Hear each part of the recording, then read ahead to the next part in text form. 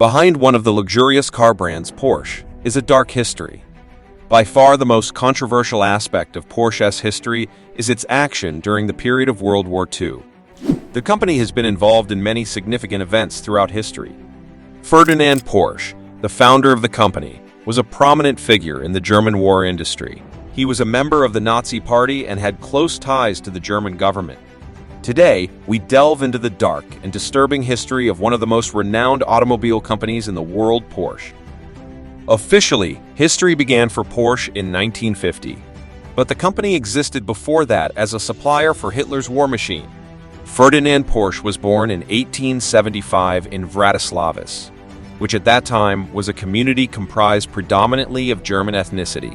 It was still known as Maffersdorf and was still part of Habsburg's Austro-Hungarian Empire. He left the town at the age of 18, moved first to Vienna, but settled in Germany later. He had a knack for designing innovative engines and cars.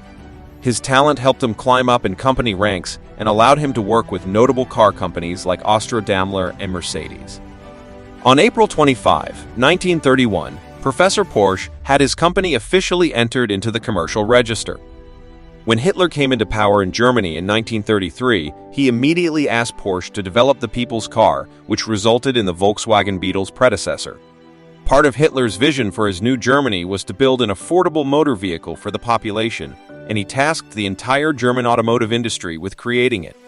Porsche submitted his design in 1934 and, in 1935, was awarded the contract by an impressed Hitler. This project eventually led to the creation of the Volkswagen Beetle, one of the most iconic cars of all time. Volkswagen and Porsche have had a close relationship ever since. In 1938, Porsche received a contract to develop a new tank for the German army, leading to the creation of the Tiger II, a highly powerful and intimidating war machine during its era, despite its unwieldy nature. The tank played a crucial role in numerous Eastern Front battles. Dubbed a Porsche Tiger, it was intended as a formidable heavy tank primarily for deployment on the Eastern Front.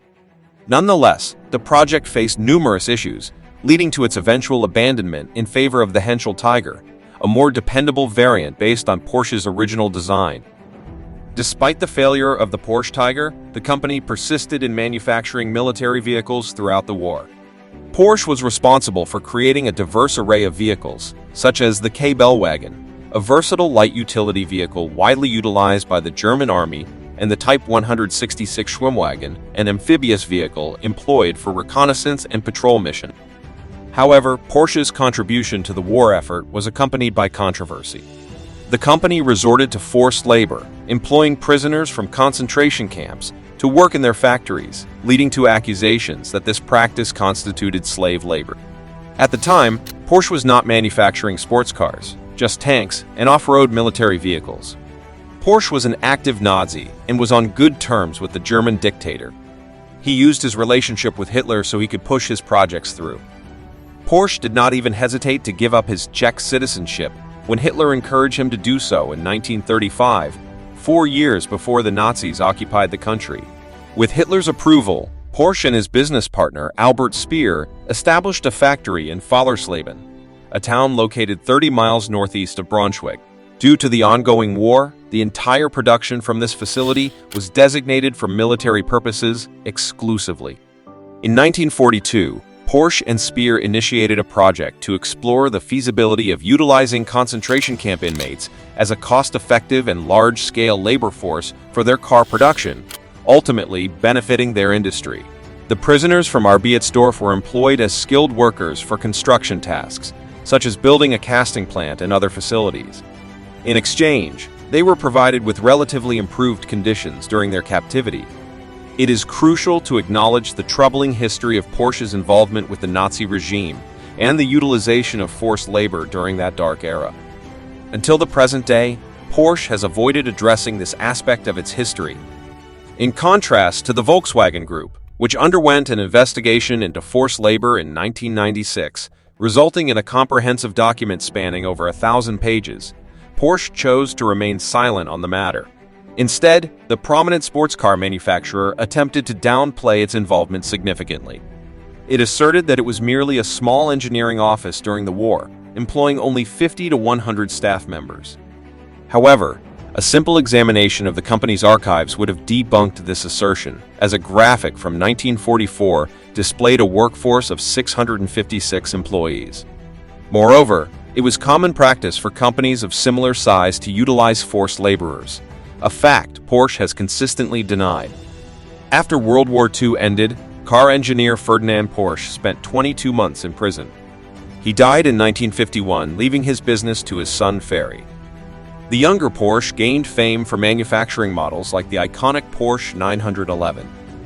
On 12 September 1963, the Porsche 911 made its debut before the public during the Frankfurt International Motor Show. A year later, in September 1964, full-scale production of the car commenced at the Porsche factory in Zuffenhausen. The car was developed with the proof of concept, twin-fan Type 745 flat-six engine, but the car presented at the auto show had a non-operational mock-up of the single-fan 901 engine, receiving a working unit in February 1964. This model was the second production vehicle developed by the company, following the Porsche 356. Interestingly, the 911 was initially designated as the 901. However, when the car was ready for sale, it had been renamed as the 911 due to a naming rights dispute raised by the French car manufacturer Peugeot. The name 911 not only endured, but also became synonymous with triumph both on regular roads and race circuits.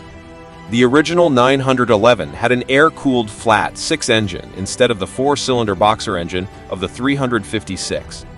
It developed 130 PS, could accelerate from 0-100 km/h in 9.1 seconds, and had a top speed of 210 km/h. These were hugely impressive figures for a production sports car at the time. Although there have been many versions of the 911 since then, much has remained the same, like its two-seating layout and rear engine position. The Porsche 911 stands as the epitome of enduring automotive design. No other sports car has undergone a 60-year evolution while retaining the essence of its original design, quite like the 911, with its impeccable proportions, elegant curves, and sporty attitude. This continuity of design is unparalleled in the history of automobiles. The initial Porsche 911 established the fundamental layout that is still evident in the current model. Its horizontal lines, fastback design, distinctive side window shape, stand-alone front fenders, and flat front hood continue to be fundamental elements of its design. However, as with many companies of its era, Porsche's involvement in World War II, its use of forced labor, and its handling of certain historical aspects raise important ethical considerations.